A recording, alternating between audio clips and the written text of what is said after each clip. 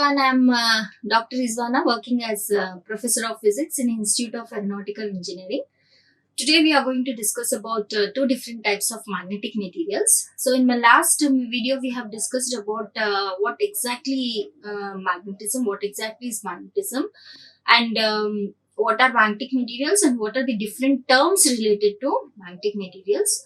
So by taking all those definitions, we'll try to discuss about two types of magnetic materials here. Those are diamagnetic and paramagnetic materials.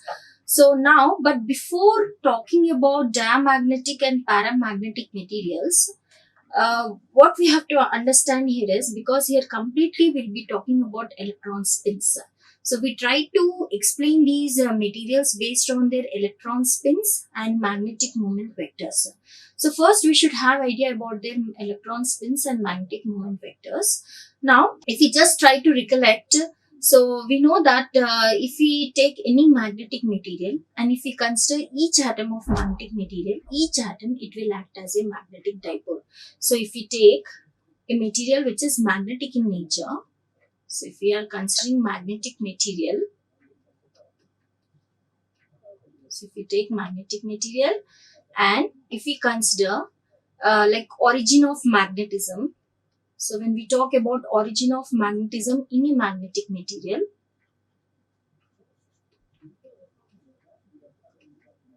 where each atom act as, so if we consider each atom, then each atom, it will act as a magnetic dipole.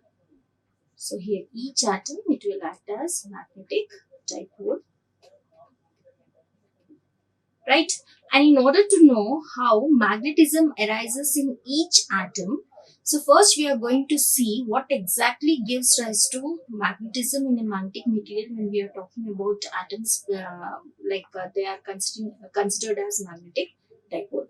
So first, in order to know this, so we'll talk about origin of magnetic moment in an atom.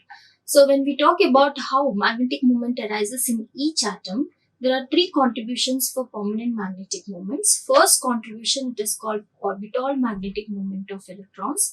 Second one is spin magnetic moment of electrons, and second one is spin magnetic moment of nucleus. So here, as you can see here, in each atom there are three contributions which will give rise to magnetic moment in an atom. Now, first one, when we are talking about orbital magnetic moment of electrons, we know that when we take an atom, we have positively charged nucleus, and in that positively charged nucleus, electrons are revolving in various orbits. So electrons, they will be revolving in various orbits. So here we are going to consider orbital motion of electrons. Suppose if I have taken an electron, we know that it revolves around the nucleus in a circular orbit, and we assume that circular orbit to be circular. Actually, these are elliptical orbits, but we consider it to be circular orbits, and these orbits, they'll have radius. And we know that when we take a current loop, so when we talk about current loop, so if we take current loop, where we have flow of current in a circular path. So if we take circular conducting wire and if we pass current through that circular conducting wire, then we know that magnetic field, it will be produced in a direction perpendicular to flow of current. So using that logic of current loop here, as you can see, we have electrons revolving around the nucleus in various orbits, and what you are going to observe here is this motion of electron in an orbit is nothing but flow of current in a conducting circular path. And because of this, what we are going to observe here is we have magnetic field being produced which is perpendicular to the area of the orbit, so surface area of the orbit, or we can also say that magnetic field produced, it is perpendicular to as you can see, so it is perpendicular to the direction in which the electron is moving. So this is first case. So when we talk about orbital motion of electron, so first we'll try to see how this magnetic moment arises in case of orbital motion of electron, and what is the magnitude of magnetic moment because of orbital motion of electron. So first we are going to discuss about first contribution for magnetic moment inside an atom. Now as you can see this figure, if you look at this figure, as we know that we have positively charged nucleus, and around that positively charged nucleus electron, it is moving in a circular orbit. And what is the radius of circular orbit? It is given as r. So this is our electron orbit and this is our electron moving in circular orbit. And of course it is moving with angular velocity v, or we can also take its velocity as v, and if mass is the m is the mass of the electron, then we know that magnetic field, it will be produced, or angular momentum, it will be produced in a direction perpendicular to the direction of flow of electron. So this is just the case of a current loop. So here in this case, what we are doing, I have considered an electron. Suppose if we take an electron, and if we take that electron is, if we consider orbital motion of that electron, and if this electron is moving around the nucleus, and let this t be the time period. So T be the time period of movement of this electron around the nucleus. So it is moving, time taken to complete one rotation around the nucleus. Time taken for an electron to move or to make one complete revolution around the nucleus is nothing but a time period t. And of course it is moving in circular orbit whose radius is r. If we take its radius to be r, then if we try to get what is the magnitude of current generated because of orbital motion of electron around the nucleus whose radius is around the nucleus in a circular orbit whose radius is r, then generally we know that current I, it is given as charge per time. So generally it is taken as charge per time. And what is charge? Charge, of course we know charge of an electron is E. And if you want to know what is the value of charge of electron, it is 9.1 into 10 to the power of minus 31 kilograms. So 9.1 into 10 to the power of minus 31 kilograms. And of course time. What is this time t here? It is nothing but time period. Time taken to make one complete revolution around the nucleus t. And if we try to write this time period t in terms of angular velocity omega, so time period t, it is equal to 2 pi by omega. Omega is angular velocity of electron. And if I substitute this value of time period in this expression for current, then of course we have our charge, and in place of t we are substituting 2 pi by omega, and this omega, if it goes up, then we have e omega by 2 pi. So this is the expression for current produced because of orbital motion of electron in a circular orbit whose radius is r. Now, when we have current loop, already we know that for a current loop, there formula, of course, this current loop, it will act as a magnetic dipole. And when it acts as a magnetic dipole, what is the magnetic moment associated with such current loop? Then that magnetic moment, it is given by mu L. I am representing it as mu L. What is mu L? Mu L is magnetic moment arising because of orbital motion of electron. Okay, and of course we know that here when we talk about the orbit, we will take it as L. Okay, of course L, it is also called as orbital quantum number. And of course when we have current loop, what is the magnetic moment? It is given as current into area. So this is the formula for magnetic moment associated with current loop. So current into area, and we are assuming our orbit to be circular. So that's why its area, it will be pi r square. And of course, we got expression for current. So if I am going to substitute this value of current here in magnetic moment produced because of orbital motion, which is e omega by 2 pi, then here we can see that this pi and this pi, it will get cancelled. Then ultimately, what is the magnetic moment associated with orbital motion? It is given as e omega r square by 2. Okay. Then moving further, now, of course, if we take this expression for orbital magnetic moment, which is mu L, so here just I am going to write down this magnetic moment associated with orbital motion of electron, which we got it as e omega r square by 2. Now, but we know that there is orbital angular momentum associated. When, of course, when your electron is moving in circular orbit, it will have some orbital angular momentum, and that orbital angular momentum, it is expressed by capital L. And how it is given? It is given as m omega r square. Of course, m is mass of electron, omega is its angular velocity, and r is the radius of orbit in which electron is moving. Now, what I am going to do here is I am going to modify this expression. Okay, so I'm going to modify this expression so that I can make use of this expression for orbital angular momentum here. So simply what I'm going to do in this expression, just I'm multiplying numerator and denominator with m. So here in this expression, just we are, of course, what we are doing, we are multiplying and dividing by mass of electron. But we know that this m omega r square is nothing but orbital angular momentum. So which is L. So in place of this, I'm substituting L. So here it is, and of course here, when we consider this expression, actually charge of electron is taken as minus E. So this current we get it as minus E omega by 2 pi. So ultimately our magnetic moment will be minus. So that's why here we'll have this minus factor. So ultimately in place of m omega r square, if I substitute orbital angular momentum, then we have our expression for magnetic moment as minus E by 2m into L. And here this negative sign. So as you can see on the left hand side, we have orbital magnetic moment. And then on right hand side, we have orbital angular momentum. And as you can see here, we have negative sign. What does this negative sign indicate? This negative sign indicates that orbital magnetic moment is opposite to orbital angular momentum. So this direction of orbital angular momentum is opposite to the direction of orbital magnetic moment. So they are in opposite direction. So that is the meaning of negative. So that is the meaning of this negative factor. Now, but here, of course, when we talk about this orbital angular momentum, we know that generally, according to Bohr's atomic model, how we can write this orbital angular momentum, it is written as LH by 2 pi. So generally, orbital angular momentum, according to Bohr's atomic model, it is given as LH by 2 pi. Of course, H is Planck's constant. And what is L here? L is orbital quantum number. So L, it is taken as orbital quantum number. Now, of course, we know that we have 4 quantum numbers. So when we talk about 4 quantum numbers, 4 like important quantum numbers when we are talking, of course, we have N. And so what is this N? N represents,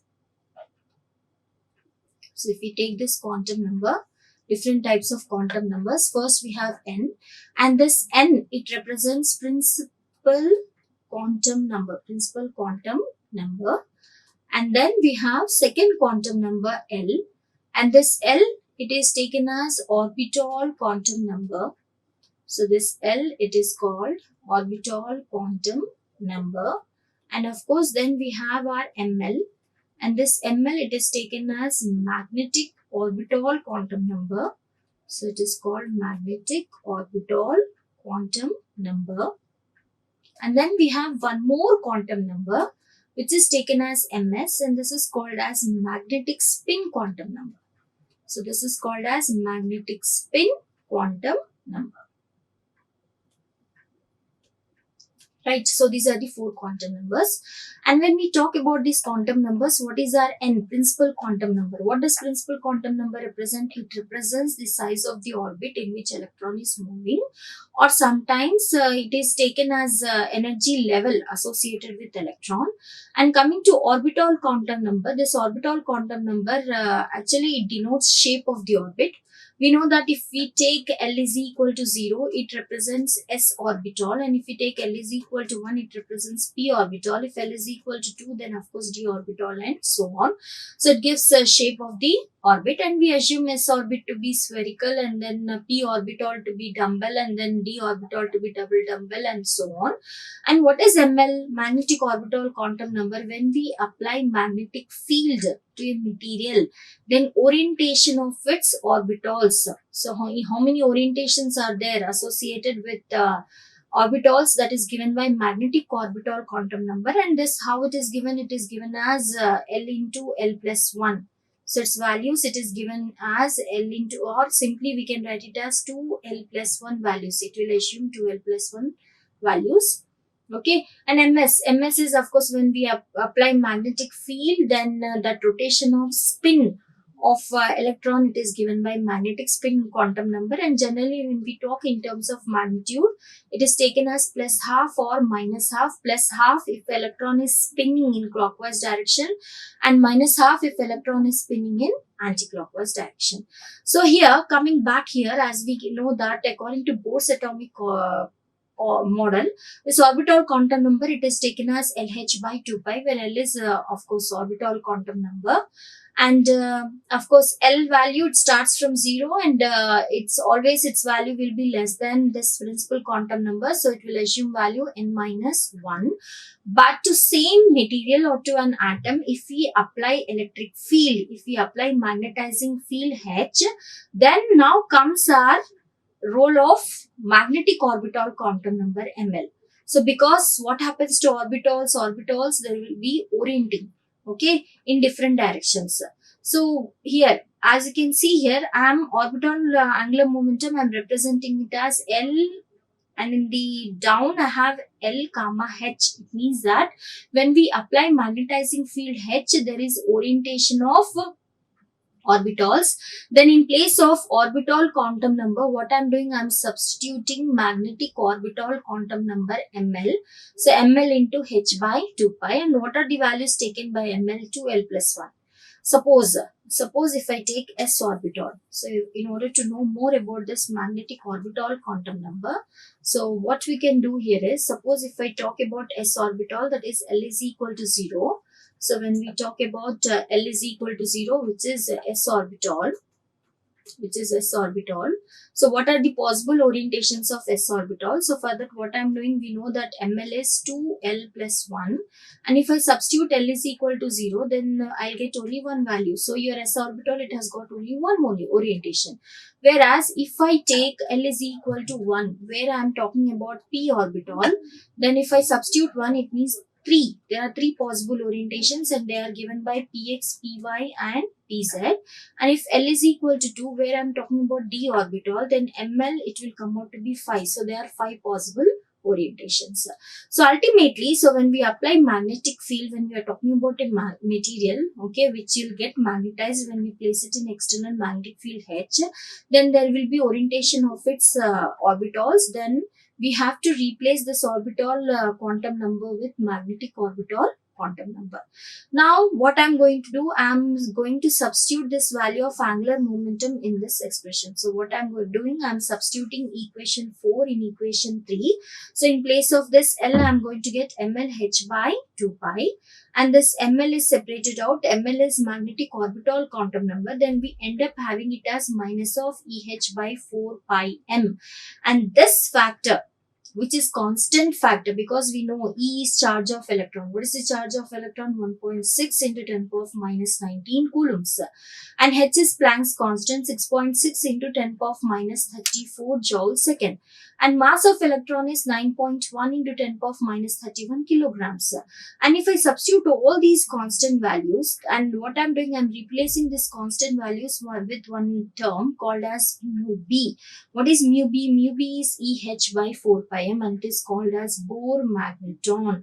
And if I substitute all constant values, I end up having this Bohr magneton value as 9.27 into 10 power of minus 24 ampere meter square. And what is Bohr magneton? Actually will measure magnetic moment associated with the atoms in terms of one fundamental unit, and that fundamental unit is nothing but Bohr's magneton. So if you look at this figure, so magnetic moment associated with orbital motion of electron, it is taken as minus of ml. What is ml? ml is magnetic orbital quantum number into mu b. What is mu b? Mu b is Bohr magneton, whose value is 9.27 into 10 power of minus 24 ampere meter square. Now, by making use of this expression for orbital magnetic moment as it is, I'll try to get expression for spin magnetic moment of electron. We know that as you can see in this figure, not only we have orbital motion of electron, But when we take electron, not only it just moves around the nucleus, but while moving it will spin. And what will be that spin? The spin will not be around whole circle, but half clockwise and half anti-clockwise. So it will spin around its own axis, and because of spinning of electron also there is some magnetic moment arising, and that magnetic moment it is taken as spin magnetic moment, and it is expressed by mu s. So the spin magnetic moment it is expressed as mu s, whereas orbital magnetic moment it is taken as mu l. So what I am going to do here is whatever expression I got for orbital magnetic moment, I'll take mu s, and simply this ml, which represents magnetic orbital quantum number, it is replaced with magnetic spin quantum number. So what I have done, I have taken that expression. So this is our spin magnetic moment. So of course I have this Bohr's magneton mu b, which is Eh by 4 pi m, and in place of magnetic orbital quantum number, I have substituted magnetic spin quantum number. And of course, we have our Bohr magneton. And what is the magnitude of ms? It can be plus half or minus half. If I take it to be plus half, then as you can see here, you will observe that spin magnetic moment is half of Bohr's magneton. This is about the contribution to the because of spin of electrons. Then third contribution, which is very small contribution, is because of spinning of nucleus. We know that inside the nucleus we have charged particle protons, and of course uncharged particles like neutrons. And what we are going to observe here is just like electrons, even protons will also be spinning inside the nucleus. And due to spinning of protons, even this nucleus, it possesses some magnetic moment, and that magnetic moment it is called as nuclear magnetic moment. And we know that when we talk about electron, we talk about we take magnetic moment in terms of Bohr magneton. Here we are going to express this nuclear magnetic moment in terms of nuclear magneton. And how this nuclear magneton is given? What was our Bohr's magneton? Bohr's magneton is Eh by 4 pi m, where m is mass of electron. So simply I'll replace this mass of electron with mass of proton. Then my nuclear magneton Eh by 4 pi mp. We know that mass of proton is different from mass of electron, which is 1.6 into 10 power of minus 27 kilograms. If we substitute what is the value of nuclear magneton, it comes out to be 5.05 into 10 power of minus 27 ampere meter squared. So where mp is mass of proton. So this is about the contribution. So here when we take magnetic material, so in each atom magnetic moment arises because of orbital motion of electron, spin motion of electron, and finally because of spinning of nucleus. But when we try to explain magnetism in an atom, then what we are going to observe here is, this is very important point. Generally we'll try to we'll try to explain behavior of magnetic substances based on electron theory. So what we are doing, we are explaining these magnetic substances based on electron theory. And what is electron theory? Where we talk about contributions inside an atom. And just now we have seen that there are three contributions: orbital motion, spin motion, and spinning of nucleus. What we are going to observe here is contribution to magnetic moment because of orbital motion of electron is very, very negligible. So here magnetic moment arising because of orbital motion of electron, it is very negligible. Whereas major contribution to magnetic moment in an atom, it comes because of spin motion. So we'll consider only spin magnetic moment. So major contribution, it comes because of spinning of electrons. And when we talk about because of spinning of nucleus, that contribution is also negligible. So when we try to define different types of magnetic materials, we'll try to define them based on their electron spins. How this spins, spin direction, based on this spin magnetic moment, what is the orientation of their electron spins, based on that we try to define magnetic material. So one thing what we have to understand here is, when we are taking an atom, if we consider an atom, and in this atom we have, of course, as I told you, there is orbital motion as well as spin motion of electron as well as spinning of nucleus. But we are saying that because of orbital motion of electron and because of spinning of nucleus, contribution is very, very negligible. So we have to explain behavior of magnetic materials completely based on their electron spins or magnetic moment vector orientation. So how in an atom magnetic moment vectors are oriented.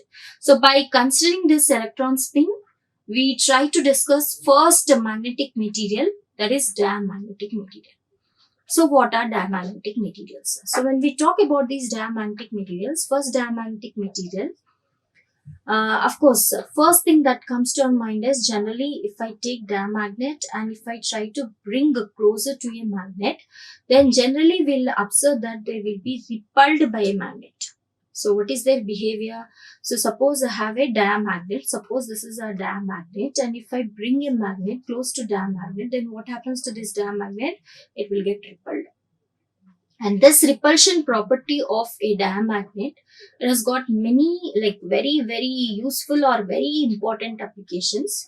So this repulsion property, when placed in external magnetic field, it is used in very important application called as magnetic levitation. Actually, what we are going to observe here is when we talk about superconducting materials, and superconductors are generally diamagnets. And what we are observe here is these and because they are perfect diamagnets, which are perfect repellents to magnetic field. So that's why this property of repulsion of these diamagnets, when when they are made to come closer to magnetic field, it is used in the property of magnetic levitation, where we try to float masses against the repulsion property of from repulsion property which is arising from magnetic field. And this magnetic levitation property, it is used in bullet trains, where we try to move train with faster speed by applying magnetic field around the rails, and our train, it is made up of a superconductor. So what we are saying here is when we talk about diamagnets, first one is they are repelled by a magnet. So what does it indicate? Suppose if I place these diamagnets in external magnetic field, then what you are going to observe here is, of course, they acquire magnetization. So they'll get magnetized. So they are showing some effect because of external magnetic field. So, but what you're going to observe here is they are going to acquire feeble magnetization. Feeble means where they're small magnetization. So they acquire very small magnetization. And what is the direction of magnetization? Direction of magnetization is opposite to the applied magnetic field. So here, first thing what we are saying here is, if we take diamagnets, in diamagnets usually they are repelled by a magnet, and when we place these diamagnets in the external magnetizing field H, then what we are saying here is they will get magnetized, but their direction of magnetization is opposite to the applied field, and also to how much extent they'll get magnetized, they'll undergo very small magnetization. Okay, now next thing is, if we try to explain diamagnetic materials based on their electron spins, what we can say here is atoms of these materials, generally if you take these atoms, they consist of even number of electrons. So if you take diamagnetic materials, and if you take each atom of diamagnetic material, what we are going to observe here is each atom, it consists of even number of electrons. So they'll have either 2 number of electrons, 4, 6, 8, like that. They'll have even number of electrons, and these even number of electrons, they'll form electron pairs. So they'll form electron pairs. What exactly is an electron pair? In an electron pair, if we consider, if we take electron pair, then direction of spin of one electron is opposite to direction of spin of other electron. So all are forming pairs. So that's why there is neutralization. So there won't be any left out electron spins. So here, one spin, it is cancelling other spin. And because we have even number of electrons and all of them are participating in electron pair formation, so you don't have any left out single electrons. So that's why what we are going to observe here is each atom, they possess zero permanent magnetic moment. Why? Because they have even number of electrons, and direction of spin of one electron is opposite to other. So when we take each atom has zero magnetic moment because there are no spins left out in an atom. Now next, fourth is when we talk about diamagnetic materials, we talk about their susceptibilities chi. So when we consider this susceptibility chi, then what we are going to observe here is, we know that susceptibility, it is defined as I by H. So intensity of magnetization to the magnetizing field. And we know that when we take diamagnetic material, so this magnetization is small, value is small, and of course a direction. But this magnetization, it occurs in opposite direction. So this magnetization, it occurs in opposite direction. So that's why here we have minus. So that's why what we are going to observe here is, with respect to magnetizing field, their magnetization is small and also it is in opposite direction. So that's why their susceptibility is small and negative. So susceptibility of diamagnetic materials, it is small and negative. And how this susceptibility is represented? It is represented by chi. And one more thing what we have to understand in diamagnetism is the susceptibility, it is independent of temperature. It does not depend upon temperature. So susceptibility value does not depend on temperature. And because we know that this diamagnetism, it occurs in materials whose atoms have even number of electrons, and these electrons, they are forming electron pairs. So that's why there are no single electrons. So that's why no spin alignment is present. Now coming to next property of diamagnetic materials, very important property of diamagnetic materials. If you look at this figure, what we have done, we have taken a diamagnet. So this is a diamagnet, right? And we have, suppose I have kept it in external magnetic field. These are the magnetic lines of forces from external magnetic field. Now what you're going to observe here is, of course, we know that we talk about permeabilities. So when we keep a magnetic material in external field, then there will be penetration of magnetic lines of forces from external field through this diamagnet, and apart from that, this material itself will create its own magnetic lines of forces by induction. So this is a diamagnet. So what you are going to observe here is diamagnet, it is unique in nature. So because it will repel magnet, it does not allow any magnetic lines of forces to pass through it. So figure is, will have this type. So as you can see, magnetic lines of forces, they are pulled away from the diamagnet. This is our diamagnet. So magnetic lines of forces, they are pulled away from the material. And if you, we know that what is B? B, it is called as magnetic flux density. So here B is magnetic flux density, and we know that magnetic flux density is phi by A, and this magnetic flux, it has something to do with magnetic lines of force penetrating through a material. And as we can see here, because magnetic lines of forces are pulled away from the material, then whatever inside magnetic induction is generated because of magnetic lines of force passing through the material to the magnetic induction produced because of magnetic lines of forces that are existing outside the material. We know that it will not allow magnetic lines of forces to pass through it. So that's why inside magnetic induction will be less than outside magnetic induction. And whereas if you take superconducting materials, and superconducting materials are pure diamagnets. So pure diamagnets, in case of pure diamagnets, inside field is completely zero. So what is the difference between pure diamagnet and normal diamagnet? Normal diamagnet, of course, here B inside, it is negligible, but is not equal to 0. But if we take superconductors, for superconductors, this inside field will be equal to 0. Now, this is the behavior with respect to temperature. If I apply temperature to a diamagnetism, then what we are going to observe here is, as temperature increases, there exists one transition temperature Tc. So there exists one temperature, transition temperature for each and every diamagnet. Actually, here generally, of course, when we talk about the temperature, there is transition temperature, and what happens at this transition temperature? Your material, it gets converted from diamagnet to normal material. Now, what is the difference between diamagnet and normal material? So diamagnet, it will show repulsion from external magnetic field, but normal material, it is unaffected by external magnetic field.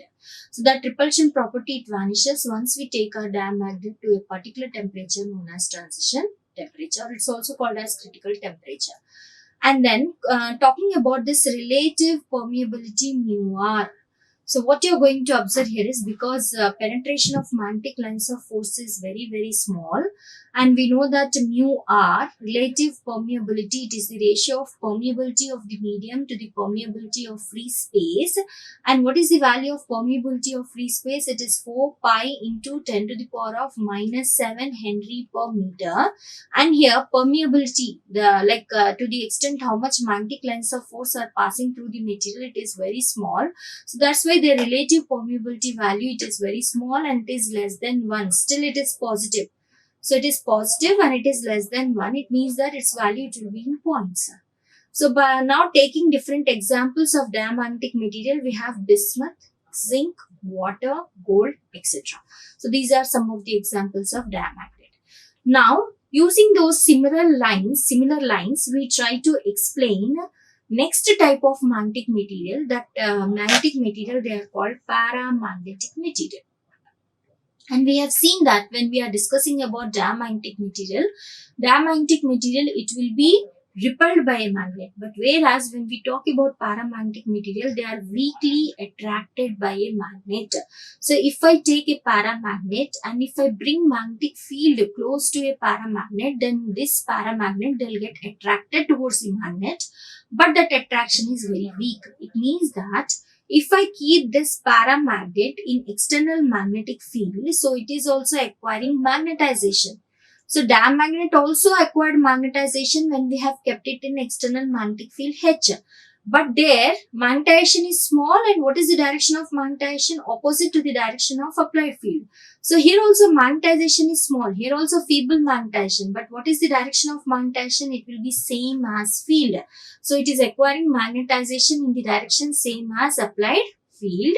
Now in diamagnet, we have seen that if you take each atom of diamagnet, they consist of even number of electrons, and all these electrons, they are forming electron pairs. There are no left out single electrons. But when we consider atoms of these paramagnetic materials, they consist of single electrons. So atoms, they'll be left with single electrons.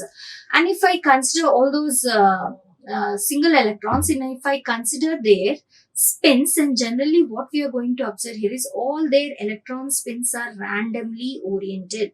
So all their electron spins are randomly oriented.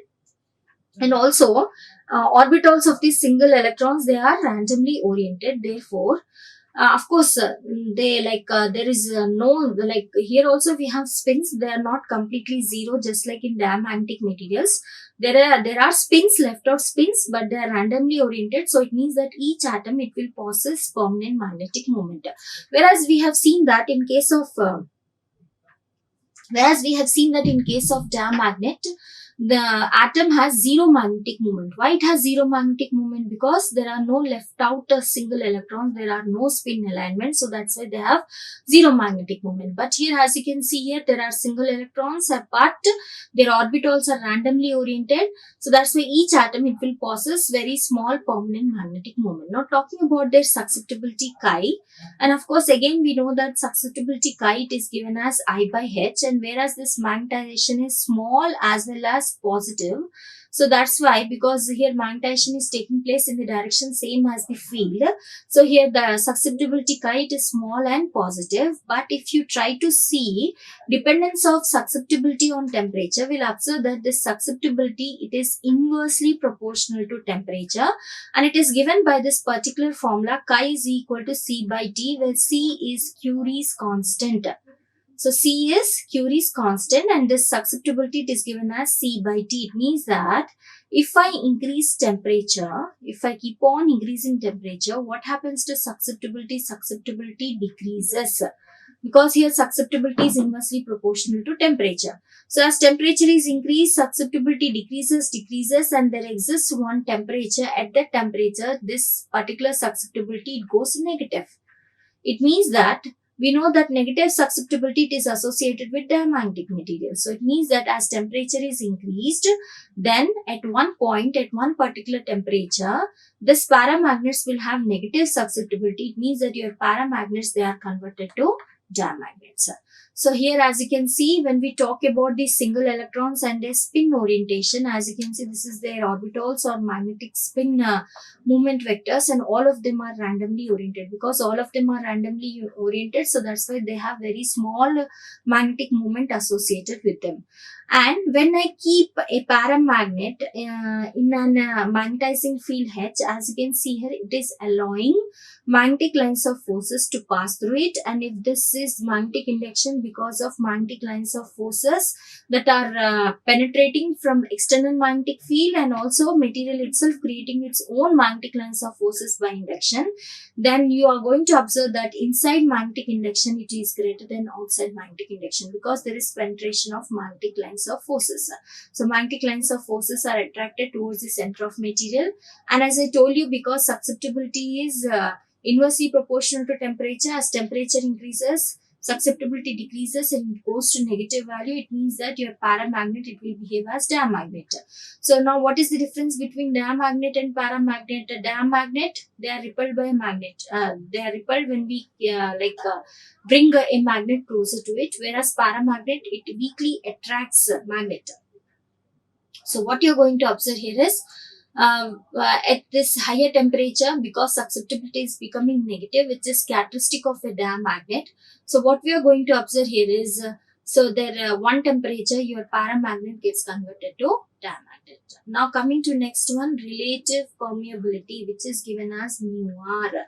And we know that intensity of magnetization, it is small but it is positive. So that's why what we are going to observe here is this relative permeability. And also we know that this paramagnet is allowing some of the magnetic lines of forces to pass through it. So obviously when magnetic lines of forces passes, there is some permeability associated with the medium. And when we talk in terms of relative permeability, so mu by mu naught. So because there is penetration of magnetic lines of forces, so they have relative permeability, but that relative permeability is slightly greater than 1. Whereas in diamagnets, we know that there is no penetration of magnetic lines of forces. So that's why their relative permeability value is very much less than 1. Now, if we try to consider examples of paramagnets, we have aluminium, platinum, manganese, copper chloride, etc. So these are about the two types of magnetic materials, diamagnetic material and paramagnetic material. So in this video, first we have discussed about, if we take each atom of an magnetic material, what are the different contributions for magnetic moment. First contribution is because of orbital motion of electron, second one is because of spin motion of electron, and third one is because of spinning of nucleus.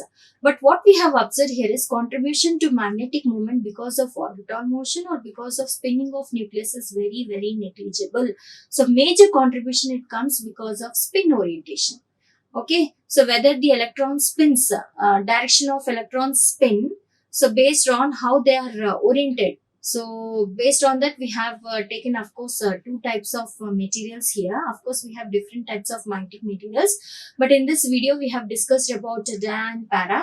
So what we have observed here is dia repelled, whereas para is weakly attracted, and susceptibility is negative for dia, whereas susceptibility is positive for paramagnetic material, whereas relative permeability is less than 1 for dia, whereas it is greater than 1 for paramaterials. And one more thing, what we have to understand here is, when we place diamagnet in external field, magnetic lines of forces are pulled away from the material, whereas in paramagnetic material, it will allow magnetic lines of forces to pass through it. And with respect to temperature also, we have seen that when we take a diamagnet, so there exists one temperature called as transition temperature, when diamagnet will behave as a normal material, whereas paramagnet, when we increase temperature, it will get converted to diamagnet. And here when we talk about diamagnet, there are no left out single electrons, so there are no electron spins, so we cannot talk about electron spin alignment. So each atom, it has got zero magnetic moment, whereas when we talk about paramagnetic materials, so here what we are going to observe here is, in case of paramagnet, of course we have penetration of magnetic lines of forces, and we have left out single electrons whose orbitals are randomly oriented, so that's why there is small magnetization associated with paramagnetic material. Okay, so that's why the relative permeability is slightly greater than 1. So this is about two types of magnetic materials in terms of their electron spins. I hope you have understood. So with this, I'm going to end my session here. Thank you. Like, share and subscribe. Hit the bell icon for more updates.